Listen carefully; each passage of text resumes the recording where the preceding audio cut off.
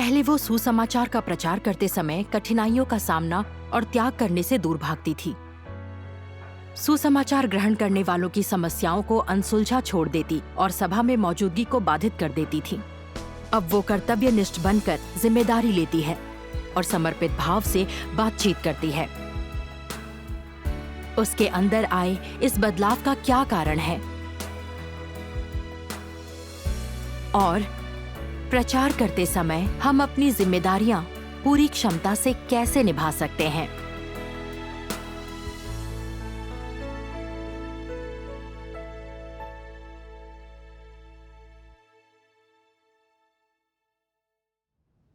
मैं अपने काम को गंभीरता से नहीं लेती थी और सुस्त थी। मैं लापरवाही से काम करती थी।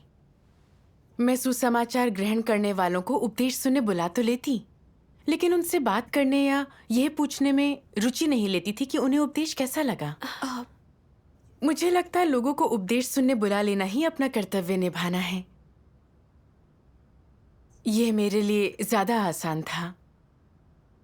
मुझे उनसे बातचीत करना मुश्किल लगता था क्योंकि इसमें समय और उनके सवालों के जवाब देने में मेहनत लगती थी, तो मैं उस चक्कर में पड़ना ही नहीं चाहती थी। मुझे लगता कि उनसे बातचीत करने के लिए सुसमाचार कर्मियों का होना काफी है। अगर मुझे उनकी हालत की जानकारी ना हो तो क्या फर्क पड़ता है। एक सभा में अगुआ ने कहा, लोगों को उपदेश सुनने के लिए बुलाने के बाद उनकी स्थिति का हमें पता होना चाहिए, जानना चाहिए कि उपदेश उनकी समझ में आया है या नहीं और उनके विचार क्या हैं। हमें प्यार से उनकी मदद करने की कोशिश करनी चाहिए। ये भी हमारी जिम्मेदारी है। बिल्कुल, हम लोगों को उपदेश के लिए बुलाते हैं ताकि वे परमेश्वर की वाणी सुनकर अंत के दिनों के परमेश्वर का उद्धार स्वीकारें। अगर हम लोगों को बुला लें पर असल परिणामों पर ध्यान न दें तो हम उन्हें परमेश्वर के सामने कैसे लाएंगे। बिल्कुल। लेकिन मुझे उस समय ये बात समझ में नहीं आई। लगा ये सिर्फ परेशानी है, इसलिए ना तो मैंने त्याग किया ना कष्ट उठाए। मैंने आसान रास्ता अपनाया, ना ही मैंने परिणाम हासिल करने के बारे में सोचा। एक बार अगुआ ने कहा कि कुछ लोगों ने बहुत सारे श्रोताओं को बुलाया है, लेकिन उनमें से कुछ ही लोगों ने खोज या जांच पड़ताल की है। मुझे पता था कि उनमें से एक मैं हूं। मैं सिर्फ सतही स्तर का काम कर रही थी और कोई वास्तविक परिणाम हासिल नहीं कर पाई थी। बाद में अगुआ मेरे काम की जांच करने आई और पूछा, इन सुसमाचार ग्रहण करने वालों की क्या हालत है। शर्म के मारे मुझे समझ नहीं आया क्या कहूं। कुछ लोग जो उपदेश सुनने नहीं आ रहे थे, मैंने उनकी कोई मदद नहीं की थी। मैंने उन्हें वैसे ही छोड़ दिया था। ये तो बहुत बुरी बात है। तो क्या आपने आत्मचिंतन किया? आपने किया? अगुआ से बात करने के बाद मैंने चिंतन करना शुरू किया। परमेश्वर कहता है, वह सब जो परमेश्वर लोगों से करने को कहता है और परमेश्वर के घर में सभी प्रकार के कार्य वे सब लोगों को करने होते हैं। वे सब लोगों के कर्तव्य माने जाते हैं। लोग चाहे कोई भी कार्य करें, यह कर्तव्य उन्हें निभाना चाहिए। कर्तव्यों का दायरा बहुत व्यापक होता है और उसमें कई क्षेत्र शामिल होते हैं, लेकिन तुम चाहे कोई भी कर्तव्य निभाओ, सीधे तौर पर कहें तो यह तुम्हारा दायित्व है, यह तुम्हें करना चाहिए। तुम चाहे कोई भी कर्तव्य निभाओ, अगर तुम उसे अच्छे से करने का प्रयास करोगे तो परमेश्वर तुम्हारी प्रशंसा करेगा और तुम्हें परमेश्वर के सच्चे विश्वासी के रूप में अभिस्वीकृत करेगा। तुम चाहे कोई भी हो, अगर तुम अपने कर्तव्य से बचने या जी चुराने की कोशिश करोगी तो फिर ये समस्या है। नरमी से कहा जाए तो तुम आलसी, धोखेबाज, निठल्ले, आराम पसंद हो और श्रम से घृणा करते हो। गंभीरता से कहा जाए तो तुम अपना कर्तव्य निभाने के इच्छुक नहीं हो। तुम में प्रतिबद्धता व आज्ञाकारिता नहीं है। यदि तुम इस छोटे से कार्य में भी प्रयास नहीं कर सकते तो तुम क्या कर सकते हो? तुम ठीक से क्या करने में सक्षम हो? यदि कोई व्यक्ति समर्पित है और अपने कर्तव्य के प्रति जिम्मेदार है, तो अगर परमेश्वर द्वारा कुछ अपेक्षित है और ईश गृह को उसकी आवश्यकता है, तो वह बिना किसी चयन के वह सब कुछ करेगा जो उससे करने के लिए कहा जाता है। क्या यह कर्तव्य निर्वहन के सिद्धांतों में से एक नहीं है कि व्यक्ति जो कुछ भी करने में सक्षम है उसकी जिम्मेदारी लेकर उसे पूरा करें। हाँ, अगर तुम आज्ञाकारी और ईमानदार हो तो कोई कार्य करते हुए तुम लापरवाह नहीं होते, सुस्त होने के तरीके नहीं तलाशते, बल्कि तन मन उसमें लगा देते हो। भीतर गलत अवस्था होने से नकारात्मकता पैदा होती है, जिससे लोगों का जोश खत्म हो जाता है और वे आलसी हो जाते हैं। जो लोग अपनी अवस्था जानकर भी उसे ठीक करने के लिए सत्य नहीं खोजते, ऐसे लोगों को सत्य से प्रेम नहीं होता। वे केवल अपना कर्तव्य निभाने के थोड़े बहुत ही इच्छुक होते हैं। वे प्रयास करना या कठिनाई सहना नहीं चाहते, वह हमेशा ढिलाई करने की कोशिश करते हैं। वास्तव में परमेश्वर ये सब पहले ही देख चुका है, तो वह इन लोगों पर ध्यान क्यों नहीं देता? परमेश्वर को प्रतीक्षा है कि उसके चुने हुए लोग जागें, असलियत पहचानें और उन्हें उजागर कर निकाल दें। आमीन। आमीन। आमीन। परमेश्वर के वचनों से मैंने जाना कि जिम्मेदार लोगों को काम पूरा करने के लिए किसी की निगरानी की जरूरत नहीं होती। वे मन लगाकर काम करते हैं। लेकिन जो काम को गंभीरता से नहीं लेते, वे बेमन से किसी तरह काम को निपटाते हैं। भले ही लोगों को लगे कि वे बहुत काम करते हैं, पर वह सतही होता है और वे कोई वास्तविक परिणाम हासिल नहीं कर पाते। वे लोगों को धोखा देते हैं। हाँ, ईश वचनों ने मेरी हालत उजागर कर दी। जब मैं उपदेश के लिए सुसमाचार ग्रहण करने वालों को बुलाती तो मुझे खुशी होती, क्योंकि इतने लोगों को बुलाया देखकर सभी को लगता कि मैं बहुत जिम्मेदार इंसान हूँ। लेकिन असल में जब ये जानना होता कि उसके बाद उनका हालचाल कैसा है, तो मैं कोई कीमत चुकाना या अधिक समय देकर मेहनत नहीं करना चाहती थी। ये जिम्मेदारी मैं सुसमाचार कर्मियों पर डाल देना चाहती थी। मुझे आसान रास्ता पसंद था। मैं आरामदायक व कम मुश्किल वाला रास्ता अपनाती। मुश्किलें आने पर मैं आसान रास्ता ढूंढती। जब कोई काम मुश्किल लगता या मेहनत करनी होती तो मैं हथियार डाल देती। मैं बहुत ही सुस्त थी। मुझे इस बात की फिक्र नहीं होती कि उपदेश सुनने वालों के मन में कोई सवाल तो नहीं है, वे लोग सभाओं में आते हैं या नहीं, और अगर नहीं आते तो क्या वजह है, वगैरह। मैं अपने काम में गैर जिम्मेदार थी और मेहनत नहीं करती थी, फिर भी चाहती थी कि मेरा काम प्रभावी हो। मैं धूर्त व धोखेबाज थी, भरोसे लायक नहीं थी। मैं भी अपने काम में ऐसी ही हूँ। मुश्किल काम दूसरों पर डालकर आसान काम अपने लिए रखना चाहती हूँ। ये वाकई ढिलाई बरतना और जिम्मेदारी से भागना है। मुझे अपना एक और पिछला अनुभव याद आ गया। जब मुझे स्कूल में खराब अंक मिले तो फिर से पढ़ाई करनी पड़ी, लेकिन फिर भी पढ़ाई में मेरा मन नहीं लगता था। मैंने हमेशा मेहनत करने के बजाय आसान काम चुना। मैं शुरू से ही आलसी हूँ, यही मेरी प्रकृति है। जब ये एहसास हुआ तो मैं अपना काम ध्यान से करने लगी और अपने तौर तरीके बदल दिए और सुसमाचार ग्रहण करने वालों से बातचीत करने लगी। सुसमाचार कर्मियों से भी बातचीत कर उनकी मदद लेने लगी। ऐसा करने से मेरा काम थोड़ा और प्रभावी हो गया। परमेश्वर का धन्यवाद। बाद में सच्चा मार्ग स्वीकारने को तैयार लोगों को मैंने सिंचन कर्मियों के हवाले कर दिया, लेकिन अभी भी बहुत से लोग सभाओं में नहीं आ रहे थे। एक विश्वासी ऐसी थी जो काम की व्यस्तता के कारण सभाओं में नहीं आ पाती थी। हाल ही में उसकी माँ का निधन हो गया था। उस दुखियारी ने दुनिया से किनारा कर लिया था। मुझे समझ नहीं आ रहा था कि सीधी सरल बातचीत के अलावा मैं उससे क्या संगति करूं। और जब किसी को कोई समस्या पेश आती तो हल करने के लिए मुझे सही ईशवचन ना मिल पाते। यह मेरे लिए मुश्किल काम था। लोगों को उपदेश सुनने के लिए बुलाना मुझे सबसे आसान काम लगता था। मुझे उनसे बातचीत करना पसंद नहीं था। मुझे लगता कहीं वे ऐसे सवाल ना पूछ लें जिनका मैं जवाब ना दे पाऊं, इसलिए मैं उन्हें टाल देती या बातचीत नहीं करती। इस तरह लोगों को यूं ही छोड़ देना कोई कर्तव्य पालन नहीं है। बिल्कुल, ऐसा करना सही नहीं है। ये आपको कब लगा?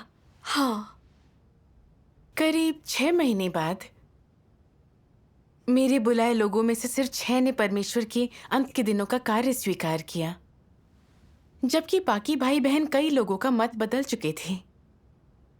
मैं शर्मिंदा थी। और पछता रही थी। मैं 6 महीने से अपने कर्तव्यों की अवहेलना कर रही थी। अगर मैं समय पर संभल जाती तो इतनी लापरवाह ना होती।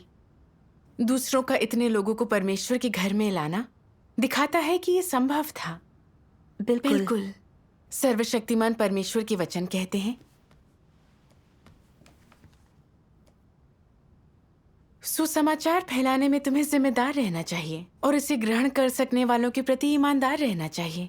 परमेश्वर यथासंभव लोगों को बचाता है और तुम्हें उसकी इच्छा के प्रति सचेत रहना चाहिए। सच्चे मार्ग की खोज करने वाले को तुम लापरवाही से अनदेखा नहीं कर सकते। तुम्हें सिद्धांतों को भी समझना चाहिए।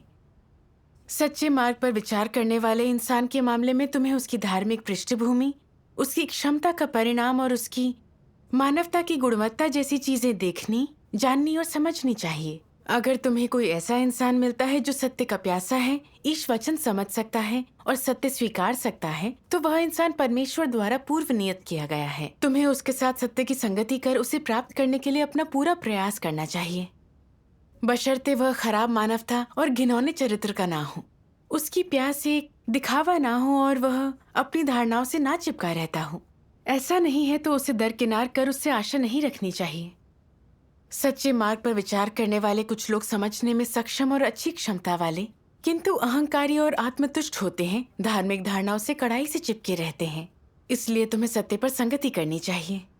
हार तभी माननी चाहिए जब तुम्हारे हर तरह से संगति करने पर भी वह सत्य ना स्वीकारे, क्योंकि तब तुमने वह कर लिया होगा जो तुम कर सकते हो और जो करना चाहिए। संक्षेप में, किसी ऐसे इंसान से आशा आसानी से ना छोड़ो जो सत्य को मान और स्वीकार सकता हो। वह सच्चे मार्ग पर विचार करने के लिए तैयार और सत्य की खोज कर सकता हो, तो उसे और ईश वचन सुनाने, ज्यादा सत्य की संगति करने, ईश कार्य की गवाही देने और उसकी धारणाओं का समाधान करने का हर संभव प्रयास करना चाहिए, ताकि तुम उसे प्राप्त कर परमेश्वर के सामने ला सको। यही सुसमाचार फैलाने के सिद्धांतों के अनुरूप है। तो उन्हें कैसे प्राप्त किया जा सकता है?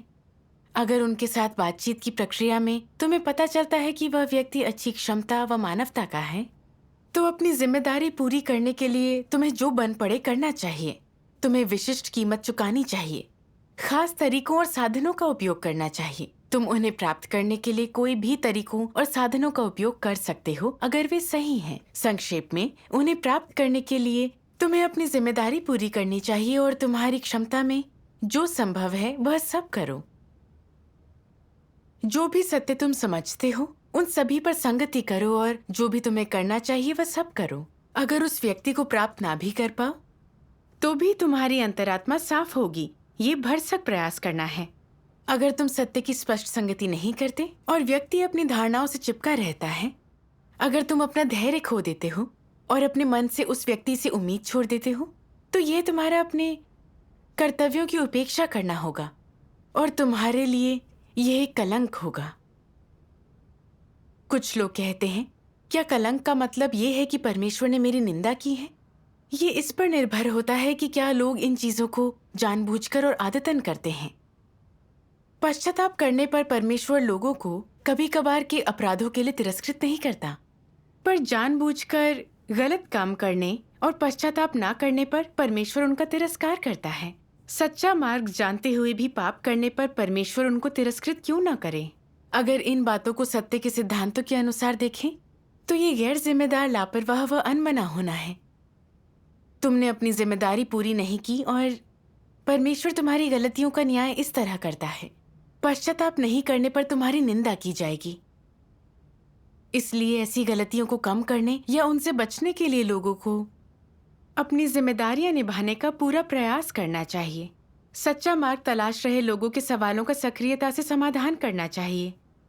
महत्वपूर्ण प्रश्नों को टालना या उनके समाधान में देरी नहीं करनी चाहिए। आमीन। आमीन। आमीन। परमेश्वर के वचनों से मैं सोचने लगी और बहुत प्रेरित हुई।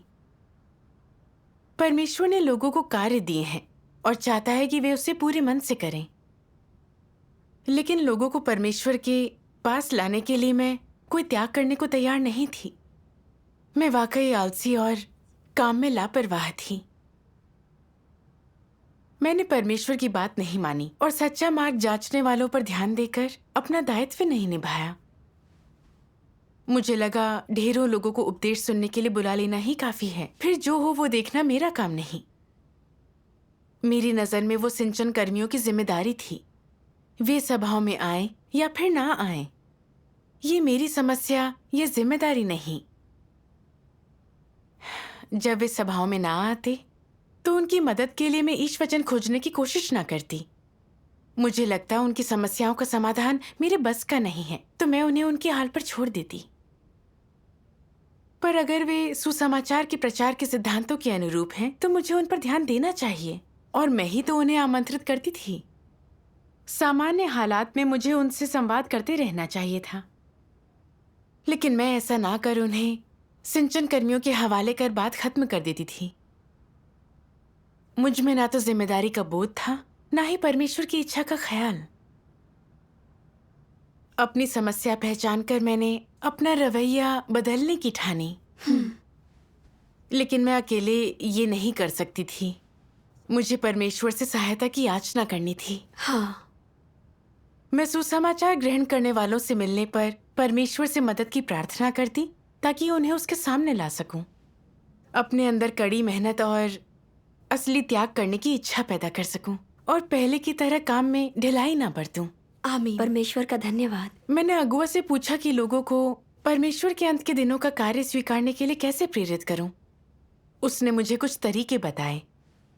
मैंने विचार करना शुरू किया कि मैं अब तक क्या नहीं कर रही थी। मुझे लगा कि मैं अपने काम में सत्य नहीं खोज रही थी और भाई बहनों से कुछ नहीं सीख रही थी। जब कुछ लोग सभाओं में ना आते, मैं कारण जानना जरूरी ना समझती और उन पर कोई सोच विचार ना करती। अपने काम के प्रति मेरा रवैया बहुत ढीला था। ये बड़ी बात है कि आपने विचार किया और समझा। मैं भी समझ गई। अगर कोई उपदेश के मानदंडों को पूरा करता है तो हमें अपनी जिम्मेदारी निभानी चाहिए। उपेक्षा करने के बजाय उनकी भरपूर मदद करनी चाहिए, वरना उनके बर्बाद हो जाने का डर होता है। हाँ, तुमने सही कहा। मैंने इन ईश वचनों पर विचार किया। तुम परमेश्वर के आदेशों को कैसे लेते हो, ये अत्यंत महत्वपूर्ण है और ये एक बहुत गंभीर मामला है। परमेश्वर ने जो सौंपा है उसे पूरा नहीं कर सकते तो तुम उसकी उपस्थिति में जीने के योग्य नहीं और तुम्हें दंडित किया जाना चाहिए। ये स्वर्ग और पृथ्वी द्वारा नियत है कि इंसान ईश आदेशों को पूरा करे। ये उनका सर्वोच्च दायित्व है और उतना ही महत्वपूर्ण है जितना उनका जीवन है। यदि तुम परमेश्वर के आदेशों को गंभीरता से नहीं लेते तो तुम उसके साथ सबसे कष्टदायक तरीके से विश्वासघात कर रहे हो। तुम यहूदा से भी अधिक शोकजनक हो और तुम्हें शाप दिया जाना चाहिए। लोगों को समझना चाहिए कि परमेश्वर ने जो सौंपा है उसे कैसे देखना है, और कम से कम ये समझना चाहिए कि वह मानव जाति को जो आदेश देता है वे परमेश्वर से मिले उत्कर्ष और विशेष कृपाएं हैं। ये सबसे महिमावान बातें हैं। अन्य सब कुछ छोड़ा जा सकता है, जीवन की बलि भी देनी पड़े, तब भी ईश आदेश पूरा करना चाहिए। आमीन। आमीन। आमीन। परमेश्वर के वचन पढ़कर मैं शर्मिंदा हो गई। परमेश्वर की सृजित प्राणी के रूप में मुझे अपना कर्तव्य अच्छे से निभाना चाहिए। यही मेरा मिशन है और जीने का लक्ष्य भी। अगर मैं यही काम ना करूं तो इसका अर्थ है कि मैं अपने लक्ष्य से भटक गई हूं और परमेश्वर के सामने जीने योग्य नहीं हूं। अंततः परमेश्वर तिरस्कार कर मुझे त्याग देगा। राज्य का सुसमाचार फैलाना परमेश्वर की तात्कालिक इच्छा है और मैं अपना काम व कर्तव्य पूरे दिल से करूं और कोई ढिलाई ना बरतूं। मुझे याद आया जब परमेश्वर ने नूह को जहाज बनाने का आदेश दिया था। हालांकि ये बेहद मुश्किल काम था, लेकिन नूह ने हार नहीं मानी। उसने परमेश्वर से ये नहीं पूछा कि जहाज कब तक बन जाएगा या बाढ़ कब तक आएगी। उसने बस ईश निर्देशों के अनुसार जहाज बनाया। इसे समझने के बाद मुझे लगा काम के प्रति मुझे भी अपना रवैया बदलना चाहिए। नूह के पथ पर चलकर अपना कर्तव्य पूरे दिल से निभाना चाहिए। आमीन। एक बार एक सभा के दौरान लोग सुसमाचार के प्रचार का अपना अनुभव बता रहे थे। कैसे उन्होंने ईश वचनों से सुसमाचार सुनने वालों के मसले हल किए। उनकी बात सुनकर मैं बहुत प्रेरित हुई। मैं अब आलस छोड़कर जिम्मेदार बनना चाहती थी, अपनी सारी ऊर्जा काम में लगाना चाहती थी। परमेश्वर का धन्यवाद। मैं नजर रखने लगी कि कौन लोग सभाओं में नहीं आते हैं। मैं तुरंत उनसे संपर्क कर उनके साथ परमेश्वर के वचनों पर संगति करती। जब मैं मन लगाकर सबसे मिलने जुलने लगी तो ज्यादातर लोग नियमित रूप से सभाओं में आने लगे। बहुत अच्छे, परमेश्वर का धन्यवाद। एक बार एक बहन कई दिनों तक सभा में नहीं आई तो मैंने उसे संदेश भेजा, लेकिन उसकी तरफ से कोई जवाब नहीं आया तो मुझे चिंता हुई। मैंने सिंचन कर्मी भाई डर्ली को फोन कर उसका हाल चाल पूछा। उसने बताया कि उस बहन को अपने काम में परेशानी आ रही है। उसने बहन से कुछ ईश वचन साझा किए हैं। ये सुनकर मुझे इतना काफी नहीं लगा। मैंने भाई डर्ली से उससे फोन पर ही संगति करने के लिए कहा।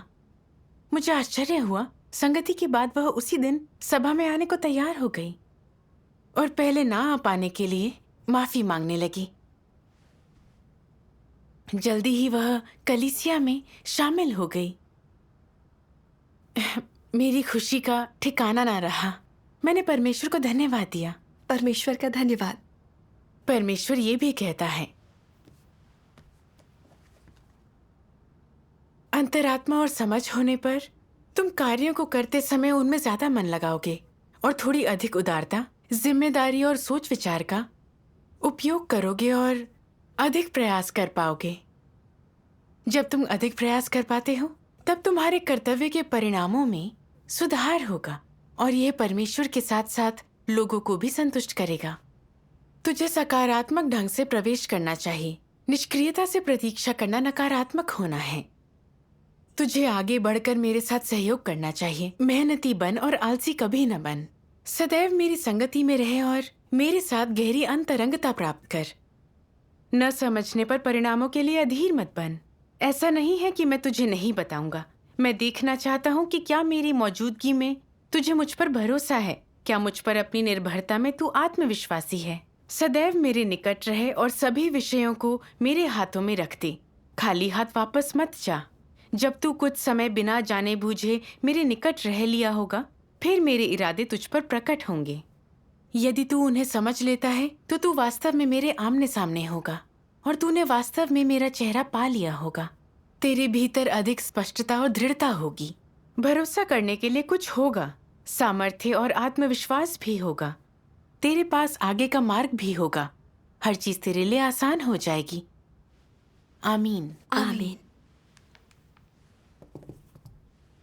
पहले मैं अपने काम में निष्क्रिय थी। मुझ में जोश की कमी थी। मैं सुसमाचार सुनने वालों को छोड़ देती थी। ईश वचनों के मार्गदर्शन से मुझे समझ आया कि जो हमारे दिल में है वह महत्वपूर्ण है। अगर हम लोगों से प्रेमपूर्ण व्यवहार करें और ईमानदारी से संगति करें तो हमें परमेश्वर का मार्गदर्शन मिलेगा। बिल्कुल। ये समझ मैंने परमेश्वर से प्रार्थना की, उससे मदद करने की विनती की ताकि मैं अपना कर्तव्य निभाऊं और जागरूक रहकर उसके वचनों पर अमल कर सकूं। आमीन। फिर मैं सुसमाचार सुनने वालों से आगे बढ़कर बात करने लगी। अगर वे प्रचार के सिद्धांतों पर खरे उतरते तो मैं तब तक उनकी हालत की जानकारी लेती रहती जब तक वे ईश कार्य स्वीकार न लेते। मुझे महसूस हुआ कि इसमें परमेश्वर निरंतर मेरा मार्गदर्शन कर रहा है, समझा रहा है कि मुझे अपना काम कैसे करना है। इससे मेरा मन बहुत आश्वस्त हुआ। परमेश्वर का परमेश्वर का धन्यवाद। धन्यवाद।